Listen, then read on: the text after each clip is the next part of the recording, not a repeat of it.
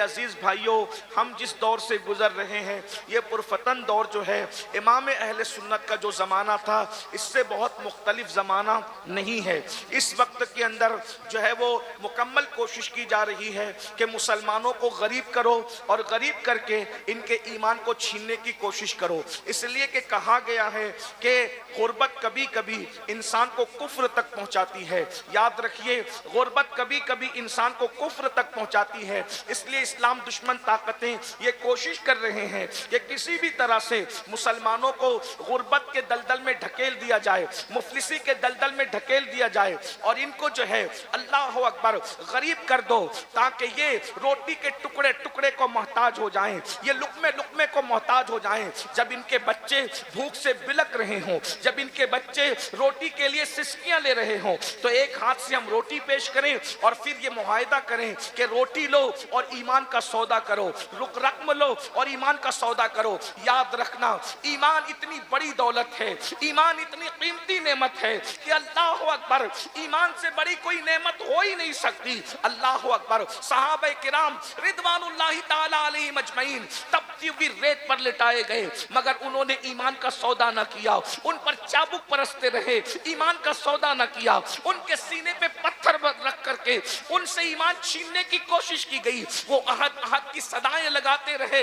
मेरी कौम के जवानों, आज ईमान छीनने के लिए गुर्बत के दलदल में हमें ढकेलने की कोशिश की जा रही है और साथ ही साथ इनको गरीब करने के अलावा इनसे इल्म छीन लो, इनसे सरमाया इल्म छीन लो, इनको जिहालत की वादियों के अंदर ढकेल दो। ये अनपढ़ रह जाएं, ये अनपढ़ रह जाएं, ये पढ़ लिख ना सके। उसके लिए बाज़ाब्ता तौर पर इदारों के अंदर इस तरह की साजिशें की जा रही है, ना हमारे बच्चे पढ़ सके, ना हमारी बच्चियां पढ़ सके। बाज़ाब्ता तौर पर ऐसे लोगों को छोड़ा जाता है ताकि हमारे ज़हीन बच्चों को वो नशे में मुब्तला कर दें, दोस्ती के बहाने नशे में मुब्तला कर दें, या फिर किसी की मोहब्बत के जाल में फांस करके किताबों से तवज्जो को हटाकर चेहरे पढ़ने पे मजबूर कर दें और बाद में धोखा दे करके कहीं का न रखें। हमारे मुस्लिम बच्चों के टैलेंट से दुनिया खौफजदा है, इन्हें पढ़ने न दिया जाए। जिस दिन ये पढ़ेंगे दुनिया की कोई ताकत इनका मुकाबला नहीं कर सकती। जिस दिन ये पढ़ लेंगे दुनिया का कोई इंसान इनके बराबर खड़े नहीं रह सकता। उसकी वजह ये है, हम जिंदा नबी के मानने वाले हैं, जिंदा किताब कुरान के मानने वाले हैं, जिंदा खुदा के हय्यो क़य्यूम के मानने वाले हैं, जिंदा मजहब के मानने वाले हैं, जिंदा मसलक के मानने वाले हैं। बल्कि अल्लाह अकबर, हमारे अकीदे में तो अल्लाह के औलिया भी जिंदा हैं। और जिन लोगों ने ये नारा लगाया, तू जिंदा है वल्लाह, तू जिंदा है वल्लाह, मेरी चश्मे आलम से छुप जाने वाले खुदा ने उनको भी ऐसी हयात जावेदा अता करती है कि जहां उनका नाम ले लिया जाता है वो महफिलें भी जिंदा हो जाती है। नारे तकबीर, नारे रिसालत, उर्से रज़वी, मदरसा जामिया नूरिया रज़विया। ये बरेली शरीफ की सरजमीन इल्म की जमीन है, इश्क की जमीन है, अहले सुन्नत के तहफ़्फ़ुज़ की जमीन है, अकीदे की हिफाजत की जमीन है।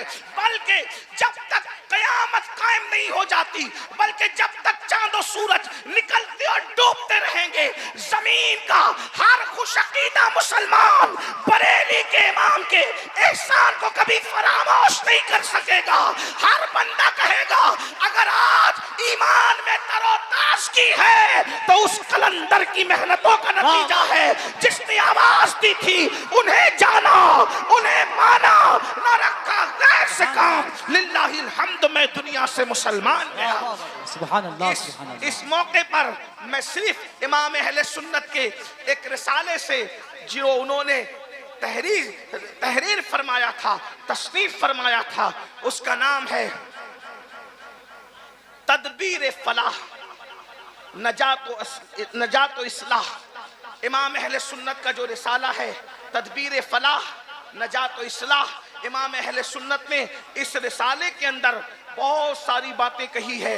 उसमें इमाम ने उम्मत मुस्लिमा की तरक्की और कामयाबी के लिए चंद निकात पेश फरमाए हैं।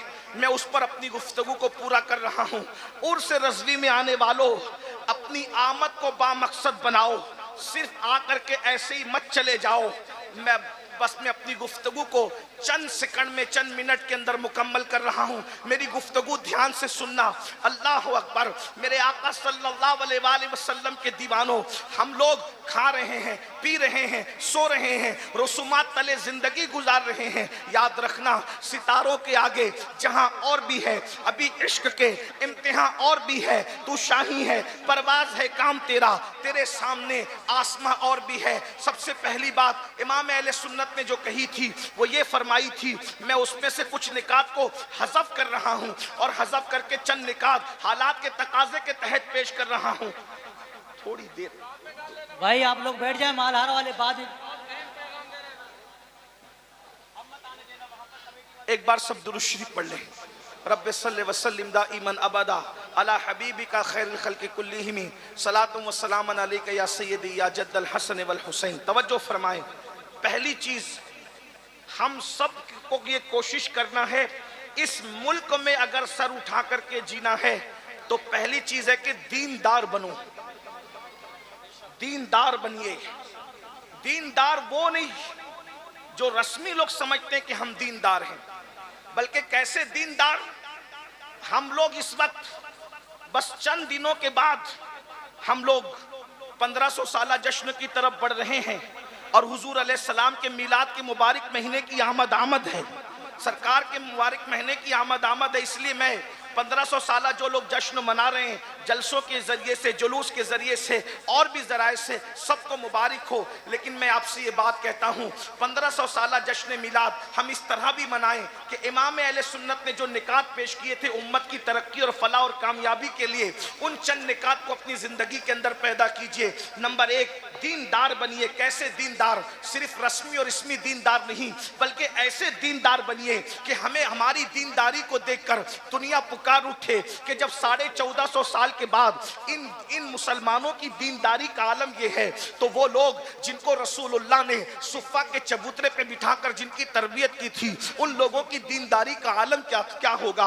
अंदाजा फरमाएं, आज मुसलमानों के अंदर वो दीनदारी नहीं है, बल्कि लोग हमें देखकर हमारे मजहब से बदजन होते हैं, हमारे मसलक से बदजन होते हैं। मुसलमानों का, बहुत सारे मुसलमानों का हाल ये है, कर्जा ले लिया मगर कर्जा लेने के बाद अदा नहीं करते, लोगों का कर्जा खा जाते हैं, व्यापारियों का माल लेकर के हड़प कर जाते हैं। आपको पता है, अल्लाह अकबर, आज पूरी दुनिया के अंदर सबसे ज्यादा इस्लाही मुआशरा के जलसे हम सुन्नी मुसलमान कर रहे हैं। और क्या मुसलमानों की इस्लाह हो जाए, मुसलमानों की इस्लाह हो जाए। एक जुमला कहकर आगे बढ़ता हूं, हम अपने लुक़मे की इस्लाह कर लें तो इंशाअल्लाह इस्लाही मुआशरा के जलसों की जरूरत खत्म हो जाएगी। आज जो हमारे बच्चे शराब के अड्डों पे जा रहे हैं, जुओं के अड्डों पे जा रहे हैं, ज़िना के अड्डों पे जा रहे हैं, बदकारियों के अड्डों पे जा रहे हैं, हजारा डिग्रियों के बावजूद हम अपने बच्चों को साले फिक्र नहीं दे पा रहे हैं, उनकी सही तरबियत नहीं कर पा रहे हैं। उसकी सबसे बड़ी वजह यह है कि पेटों के अंदर जो लुक़मे है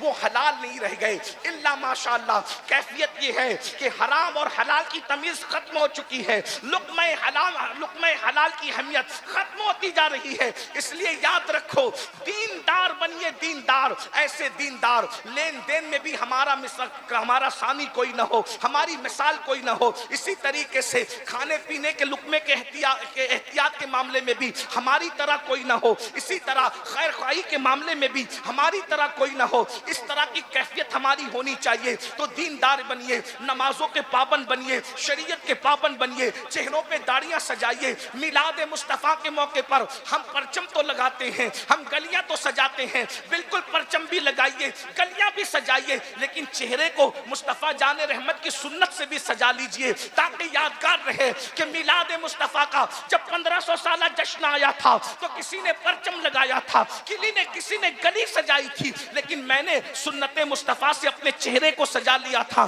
तो जब 1500 साला मिलाद मुस्तफ़ा के जश्न का तस्करा होगा, ये यादें ताज़ा रहेगी। इसलिए मेरी गुजारिश है कि गलियां सजाने के साथ अपने वजूद को सुन्नत मुस्तफ़ा मुस्तफा से भी सजा लीजिए। दीनदार इस तरह से बनिए, लेन देन का मामला हो, पड़ोसियों का मामला हो, बीवी का मामला हो, माँ बाप का मामला हो, उलमा का मामला हो, मशाइख का मामला हो, हर मामले में दीन को मद्देनजर रखिए, शरीयत को फॉलो कीजिए, दीन को फॉलो कीजिए और ये ज़हन बना लीजिए कि हमारे लिए निजात का जरिया यही है कि हम अपने दीन पर चलें। मुस्तफा जान रहमत ने जो रास्ता बताया है उस रास्ते पर चलें। कुरान कहता है कुल इन कुंतुम तुहिब्बूनल्लाह फत्तबिऊनी युहब्बिबकुमुल्लाह व यगफिर लकुम ज़ुनूबकुम वल्लाहु गफूरुर रहीम। ऐ महबूबा फरमा दीजिए कि अगर तुम अल्लाह को महबूब रखते हो तो मुस्तफा जान रहमत का इत्तिबा करो, उनकी पैरवी करो, उनके पीछे पीछे चलो। जो मुस्तफा जान रहमत की पैरवी करेगा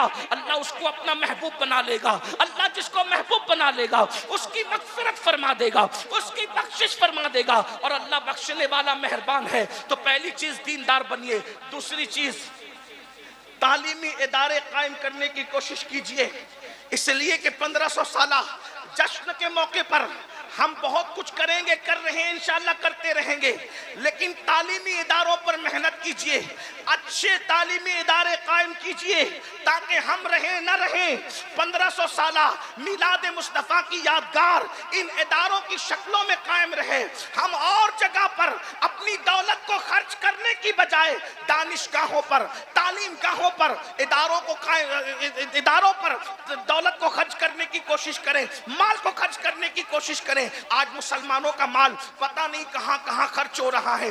बड़ी माजरत के साथ मैं ये बात कहूं, हमें बहुत खुशी हुई है, बड़ी मसरत हुई है कि दरगाह आला हजरत के सज्जादा नशीन और यहाँ के शहजादों ने ऐलान किया कि जो लोग डीजे बजाते हुए चादर लाएंगे उनकी चादर दरगाह आला हजरत पर चढ़ाई नहीं जाएगी। वरना पिछले साल हमने देखा कि अल्लाह अकबर इतनी लंबी लंबी चादरें। आपसे पूछता हूँ उस मुजद्दिद के दिल पे क्या गुजरती होगी जिसने ये मेहनत की थी, ये कहा था कि दरगाह पर अगर एक चादर है तो दूसरी चादर न डाली जाए। अल्लाह अकबर, ऐसी मेहनत करने वाला मुजद्दिद जिसने कौम को ये शऊर दिया हो, ये फिक्र दी हो कि दरगाहें चादर की मोहताज नहीं है बल्कि तुम्हारे मोहल्ले की बेमाएं चादरों की मोहताज है, तुम्हारे मोहल्ले की गरीब बेटियां चादरों की मोहताज है। दरगाहों पर चादर डालने से जो अजर मिलेगा उससे ज्यादा अजर मोहल्ले की और रिश्तेदारों की बेवाओं के सरों पर तुम्हें चादर डालने से मिलेगा। यहाँ तो एक चादर निशानी के लिए काफी है, अलामत के लिए काफी है। जिस मुजद्दिद ने बिदात और खुराफात का जो है वो बाइकाट किया हो, अगर उन्हीं के आस्थाने पर हम बिदात और खुराफात करेंगे तो बताओ इमाम अहले सुन्नत के दिल पे क्या गुजरेगी? बताओ सुन्नियों, इमाम के दिल को खुश करने आए हो या इमाम का दिल दुखाने आए हो? इसलिए उनसे इमाम अहले सुन्नत को बिदात और खुराफात से इतना पाक कर दो ताकि दुनिया कहने पे मजबूर हो जाए अगर शरई उर्स देखना है तो बरेली का उर्स देख लिया जाए, वहां शरीयत के मुताबिक। नारे तकबीर, नारे रिसालत, नारे रिसालत, मसलके आला हजरत, मसलके आला हजरत, उर्से रज़वी, उर्से रज़वी, नारे तकबीर। हम चादर डालने के मुखालिफ, चादर डालिए, शरीयत मुताहरा ने जितनी इजाजत दी उसके मुताबिक डालिए, लेकिन ये बात कहता हूँ 51,000 की चादर चढ़ाने की बजाय 1,000 की चादर चढ़ाइए। 50,000 रुपये तालीम के नाम पे, आला हजरत के नाम पे खर्च कर दीजिए, मुफ्ती आजम के नाम पे खर्च कर दीजिए, गौसे आजम के नाम पे खर्च कर दीजिए, गरीब नवाज के नाम पे खर्च कर दीजिए। इसलिए कि आला हजरत इल्म दोस्त शख्सियत थे, उन्होंने इल्मी कारनामे अंजाम दिए हैं। बल्कि मैं तो ये भी कहता हूं हमारे महरेरा मुताहरा के जो है वो सरकारे नूर हुजूर मुफ्ती आजम के पीरो मुर्शिद के साहिब सज्जादा रफीक मिल्लत हजरत अल्लामा सैयद नजीब हैदर मियां साहब किबला अक्सर उर्सों में ऐलान करते हैं कि जो है वो उर्स के अंदर आप कुछ और खरीदने की बजाय किताबें खरीद कर ले जाइए और अपने मोहल्ले के इमामों को तोहफे में दीजिए, अपने उलमा को तोहफे में दीजिए, अपने मशाइख को तोहफे में दीजिए। अरे आप नहीं पढ़ सकते, उलमा किताबें पढ़ेंगे तो जब तक उनका इल्म लोगों की रहनुमाई करता रहेगा उसका अजर सवाब सवाब आपको मिलता रहेगा, आपके मरहूमीन को मिलता रहेगा। खुदा के लिए तरजीहात की तरफ तवज्जो दीजिए। मेरी गुजारिश है कि तालीम पर मेहनत कीजिए और ये कोशिश कीजिए तालीम गाहें भी बनाइए। तालीम गाहें बनाने के साथ साथ जो है अपने बच्चों को भी पढ़ाइए। माहरेरा शरीफ का ये पैगाम आपने बारहा सुना होगा, आधी रोटी खाएंगे, बच्चों को पढ़ाएंगे। अपने किसी बच्चे को अनपढ़ मत रहने दीजिए। कम से कम हमारा हर बच्चा ग्रेजुएट हो, अल्लाह अकबर, उसके लिए 8 घंटे की बजाय 12 घंटे मेहनत करना पड़े तो मेहनत कीजिए। 10 साल अगर हमने तालीम पर मेहनत कर ली तो याद रखिए इमाम अहमद रजा ने हमें पैगाम दिया है कि लोगों पर बोझ मत बनिए बल्कि लोगों की जरूरत बनिए। इसलिए कि जो कौमें बोझ बनती है उनको खत्म कर दिया जाता है और जो कौमें जरूरत बना करती है लोग उनकी इज्जत करने पर मजबूर हो जाते हैं। इमाम अहमद रजा अपनी कौम पर बोझ नहीं थे बल्कि कौम की जरूरत बन गए थे। इसलिए दोस्त भी तारीफ करते नजर आते हैं और दुश्मन भी तारीफ करते नजर आते हैं। इश्क मोहब्बत, इश्क मोहब्बत, इश्क मोहब्बत, इश्क मोहब्बत, मसलके आला हज़रत, मसलके आला हज़रत। हम अपनी कौम की जरूरत बने, इसलिए कि एक मिसाल के जरिए समझाता हूं, जरूरत बनो, बोझ मत बनो। एक बात देखो, कीड़ा तो कीड़ा ही होता है।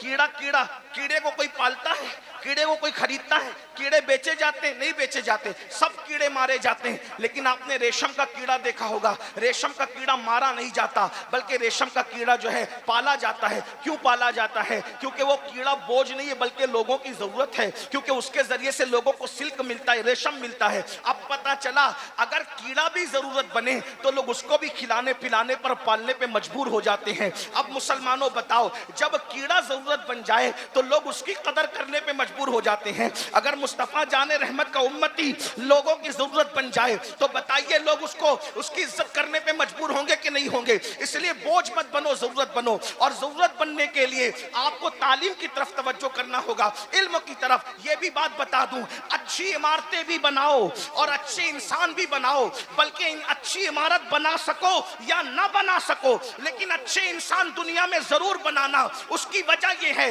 अल्लाह अकबर, अगर हमसे कोई पूछे कि इमाम अहमद रजा ने कौन सी बड़ी इमारत बनाई तो हम ये कहेंगे इमाम अहमद रजा बड़ी इमारत बनाने के लिए नहीं आए थे, इमाम अहमद रजा बड़े इंसान बनाने के लिए आए थे। क्योंकि एक बड़ी इमारत दूसरी बड़ी इमारत नहीं बना सकती, मगर एक बड़ा इंसान हजारों अच्छे इंसान बना देता है। मिसाल के तौर पर इमाम अहमद रजा ने इंसान साजी का वो फरीजा अंजाम दिया, सदरुल शरिया जैसा बड़ा इंसान इमाम अहमद रजा ने बनाया। मुहद्दिस आजम जैसा बड़ा इंसान तरबियत करके इमाम अहमद रजा ने बनाया। ज़फरुद्दीन बिहारी जैसा बड़ा इंसान तरबियत करके इमाम अहमद रजा ने बनाया। मुबल्लिग इस्लाम अब्दुल अली मेहदी सिद्दीकी जैसा आलमी मुबल्लिग इस्लाम तरबियत करके इमाम अहमद रजा ने बनाया।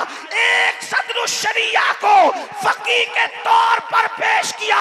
सदरुल शरिया ने हाफिज़े मिल्लत को बनाया और हाफिज़े मिल्लत ने लाखों मिसबाहियान उलमा उम्मत को अता फरमाया। मसलके आला हज़रत, उर्से आला हज़रत, हज़रत सैयद अमीरुल क़ादिरी साहिब क़िबला।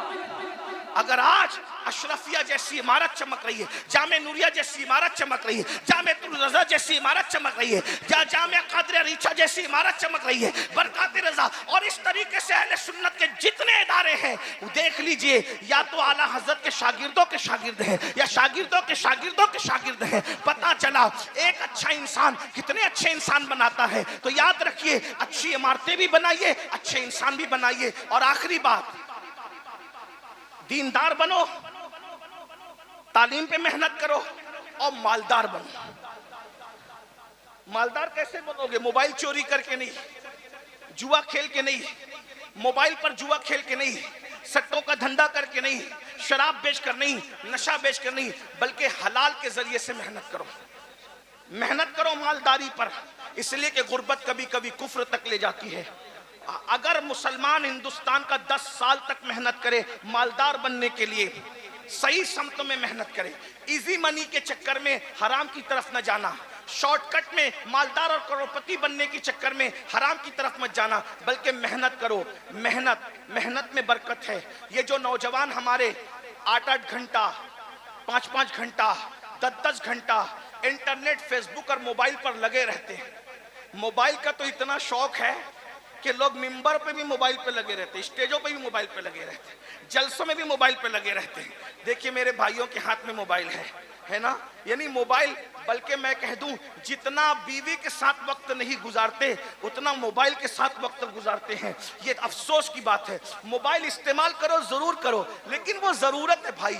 आप गौर फरमाएं, जो खाना और पीना इंसान की जिंदगी के लिए जरूरी है उसके बारे में भी कुरान कहता है कुलू वशरबू वला तुसरिफ, खाओ पियो, हद से मत बढ़ो। तो किसी भी मामले में हद से बढ़ने की इजाजत नहीं है। जितना वक्त फेसबुक पर गुजारते हो, यूट्यूब पर गुजारते हो, मोबाइल पे गुजारते हो, अगर उतना वक्त आप कमाने पे गुजारोगे, तिजारत में गुजारोगे, अच्छा काम धाम करोगे तो आप मालदार बनोगे। और याद रखना, अगर आप मालदार हो तो अकेले मालदार बनने से काम नहीं होगा। अगर आप मालदार हो तो अपने किसी भाई को, भतीजे को, भांजे को, किसी करीबी को, उसको भी सपोर्ट करके मालदार बनाने की कोशिश करो। क्योंकि अल्लाह के रसूल अलैहिस्सलातु व तस्लीम ने फरमाया है कि जिसने सुबह इस हाल में की कि मेरी उम्मत की भलाई के लिए, खैर खाई के लिए कोई प्लान नहीं किया, फलैसा मिन्ना, वो मेरी सोसाइटी का मेंबर नहीं है। इसलिए सिर्फ अपना मत सोचो, बल्कि अपने दाएं बाएं का सोचो, अपने पड़ोसियों का सोचो, अपने साथियों का सोचो। एक मुकर्रिर कामयाब है, वो दूसरे मुकर्रिरों को भी कामयाब करने की कोशिश करे।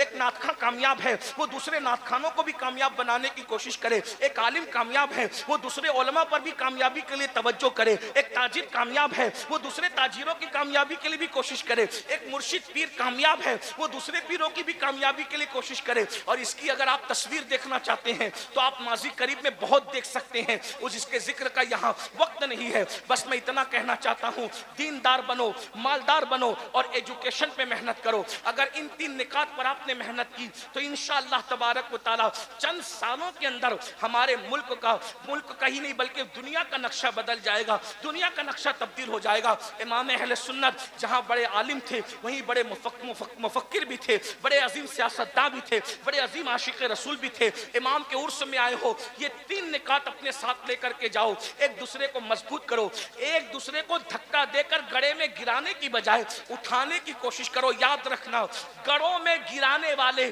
कभी तरक्की नहीं किया करते, हमेशा उठाने वाले तरक्की किया करते हैं। इमाम अहमद रजा ने उठाया, और जब उठाया तो इमाम अहमद रजा गिरे नहीं रहे। इमाम ने दूसरों को उठाया अपनी हैसियत के मुताबिक, अल्लाह ने उनको उठाया अपनी शान के मुताबिक। इसीलिए हिंद वाले भी उनके डंके बजा रहे हैं, सिंध वाले भी उनके डंके बजा रहे हैं, अरब वाले भी उनके डंके बजा रहे हैं, अजम वाले भी उनके डंके बजा रहे हैं। और याद रखना, सच्चा आशिक रसूल वही होता है जो महबूब की उम्मत से भी सच्चा प्यार करता है। ये कैसी बात है कि हुजूर से तो इश्क है और हुजूर की उम्मत के लिए दिल में जलन है, दिल में चुभन है, मोमिनों के लिए दिल में हसद है। अल्लाह के बंदो, हुजूर अलैहिस्सलाम से दीन सीखो, अपने बुजुर्गों से दीन सीखो। बस मैं अपनी बात इतनी कह के मुकम्मल करता हूँ। उर्स रज़वी में आए हो तो कोई ना कोई मकसद लेके जाओ, एम लेकर के जाओ और मिलादुन नबी का जश्न मनाओ। शरीयत मुताहरा की रोशनी में, हुदूद शरा में रहकर कोई हम पर टिप्पणी न कर सके, कोई हम पर नुक्ताचीनी न कर सके। लोग बस इतना कहें कि इमाम अहमद रजा के नाम लेवाओं को हमने देखा, इल्म में इनका मेयार अलग है, तक़वे में इनका मेयार अलग है, परहेज़गारी में इनका मेयार अलग है। जो लोग मस्तके आला हज़रत का नारा लगाते हैं, हमने तसल्लुक में भी उनको देखा, तफक्को में भी उनको देखा, इल्म हदीस में भी उनको देखा, खैर खाई में भी उनको देखा कि वो इमाम अहमद रजा की तालीम पर चलते नजर आते हैं। अल्लाह पाक की बारगाह में दुआ करता हूँ, अल्लाह हम सबको फिक्र इमाम अहमद रजा पर अमल करने की तौफीक अता फरमाए। और थोड़ी मोड़ी अपनी मर्जी की फिक्र नहीं, बल्कि जो मुकम्मल फिक्र रजा थी, अल्लाह उस मुकम्मल फिक्र रजा को हमें कबूल करने की तौफीक अता फरमाए। मुकम्मल फिक्र रजा क्या है? एक मेरा ही रहमत पे दावा नहीं, शाह की सारी उम्मत पे लाखों सलाम। मुकम्मल फिक्र रजा क्या है? एक तरफ आदाएं दी, एक तरफ हासे दी, बंदा है तन्हा शाह, तुम पे करोड़ों दुरूद। मुकम्मल फिक्र रजा क्या है? काम वो ले लीजिए तुमको जो राजी करे, ठीक होना में रजा, तुम पे करोड़ों दुरूद। मुकम्मल फिक्र रजा क्या है, उन्हें जाना, उन्हें माना, न रखा गैर से काम। लिल्लाहिल हम्द, मैं दुनिया से मुसलमान गया। इमाम अहमद रजा की चौखट आबाद रहे। अल्लाह उनके मज़ार पर रहमत और नूर की क़यामत तक बरसात फरमाए। अल्लाह उनकी नस्लों को भी मुकम्मल तौर पर उनके नक्शे कदम पर चलने की तौफीक अता फरमाए, और हम गुलामों को भी उनके नक्शे कदम पर चलने की तौफीक अता फरमाए। और उनकी फिक्र ये थी, लहद में इश्क रुखे शह का दाग लेके चले, अंधेरी रात सुनी थी चराग लेके चले, और तेरे गुलामों का नक्शे कदम राय खुदा, तेरे गुलामों का नक्शे कदम राय खुदा, वो क्या बहक सके जो ये सुराग लेके चले। जिना बनेगी मुहिब्बान जार यार की कब्र, जिना बनेगी मुहिब्बान जार यार की कब्र, जो अपने सीनों में ये चार बाग लेके चले। रजा किसी सगे तैयबा के पांव भी चूमे, तुम और आह के कितना दिमाग लेके चले। हम सबको अल्लाह अमल की तौफीक दे। मैं मजीद आपके दरमियान रुकता, लेकिन मुझे दूसरी महफिल में शरीक होना है, इसलिए मैं इजाजत चाहूंगा आपसे भी, अपने उलमा से भी, हुजूर ताज मिल्लत से भी, और दुआ करता हूं गुफ्तगू के दरमियान कोई गलती हो तो अल्लाह ताला माफ कर दे। अस्तगफिरुल्लाह रब्बी मिन कुल्ली ज़ंबि व अतूबु इलैहि व मा अलैना इल्लल बलाग। अस्सलामु अलैकुम। एक गुजारिश है, आप